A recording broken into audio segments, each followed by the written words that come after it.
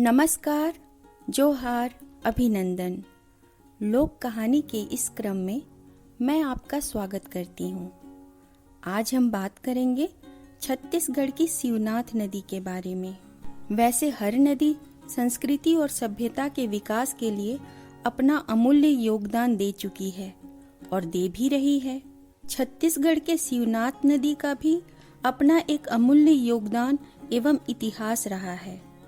इसका पानी कभी नहीं सूखता। इसे सदा नीरा भी कहते हैं। सदा का मतलब होता है ऑलवेज, नीरा मतलब वाटर। यह नदी छत्तीसगढ़ के दक्षिण के पूरे पानी को इकट्ठा करके उत्तर को सौंप देती है। यह महानदी की पूरक नदी भी है। वैसे शिवनाथ नदी का उद्गम किसी पर्वत, पहाड़, झील या बड़े तालाब से नहीं हुआ है। इसका ओरिजिन बस एक छोटे से खेत की मेड़ है।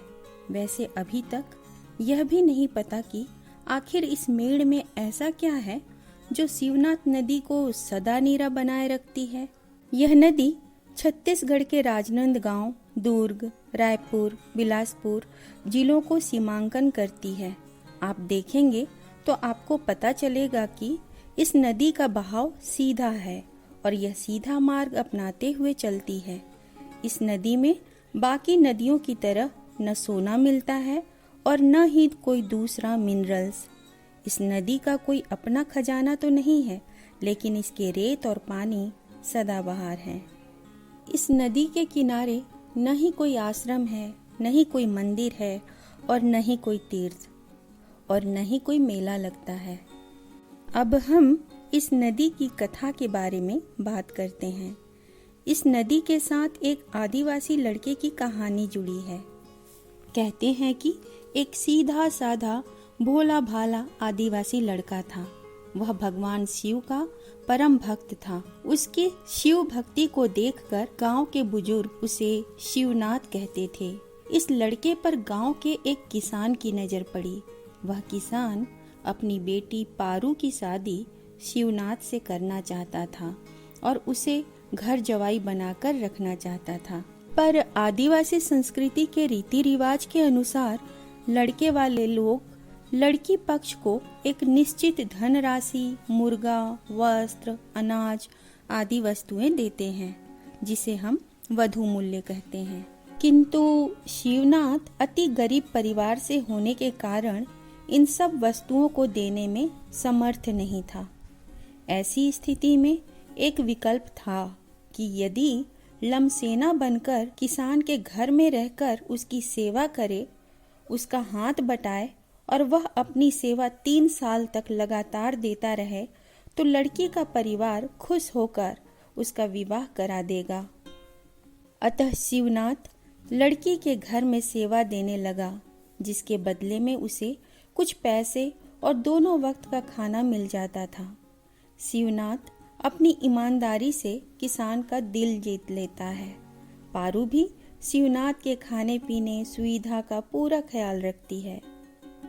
पारू का आकर्षण शिवनाथ के प्रति दिनों दिन बढ़ता जा रहा था और शिवनाथ के हृदय में भी पारू के लिए प्रेम पल रहा था। तीसरे वर्ष में जमींदार के बेटे की नजर पारू पर पड़ती है और वह उसकी सुंदरता देखकर मुग्ध हो जाता है। पारू के भाइयों के सामने उसने विवाह प्रस्ताव रखा। जमींदार के बेटे ने न जाने कितने ही प्रकार के लालच उसके भाइयों को दिए।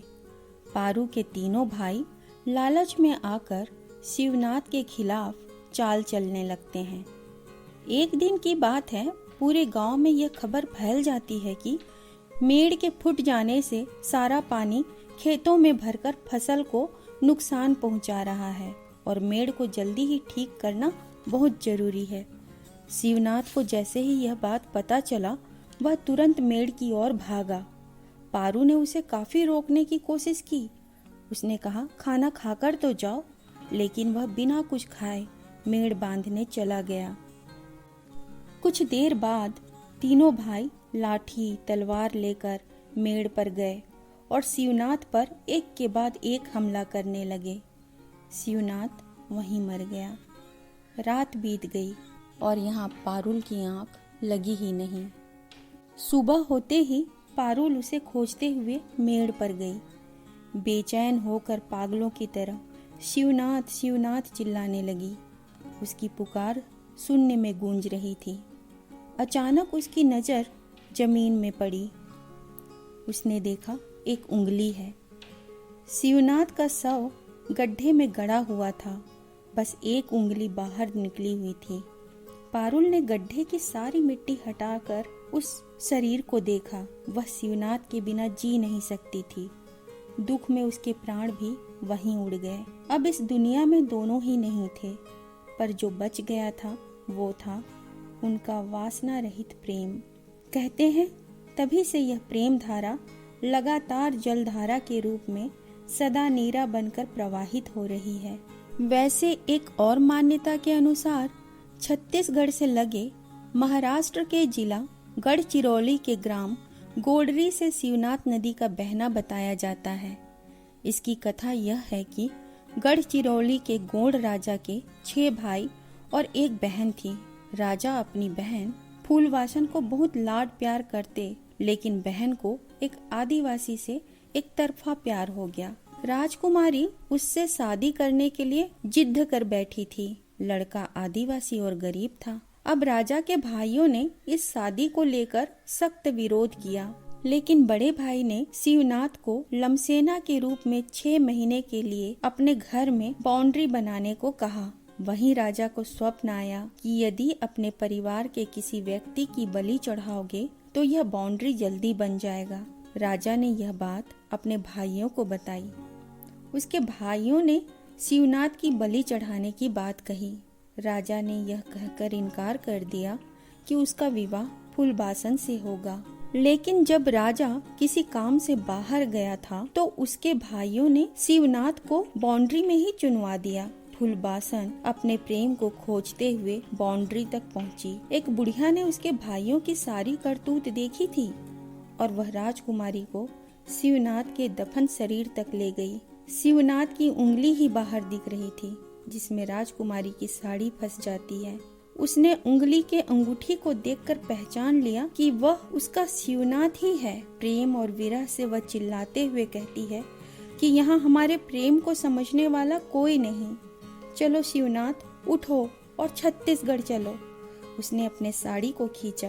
कहते हैं कि तभी से शिवनाथ से जलधारा फूट पड़ी और राजकुमारी उसी धारा में विलीन हो गई। इसीलिए कहते हैं कि शिवनाथ केवल छत्तीसगढ़ में ही बहती है, जबकि उसका उद्गम कहाँ है आज भी एक प्रश्न चिन्ह है। वैसे लोक कथा चाहे जो भी हो, लेकिन सिखाती तो बस प्रेम ही है। नदी सा बहता निर्झर धारा जिंदगी में बहुत कुछ कह जाता है।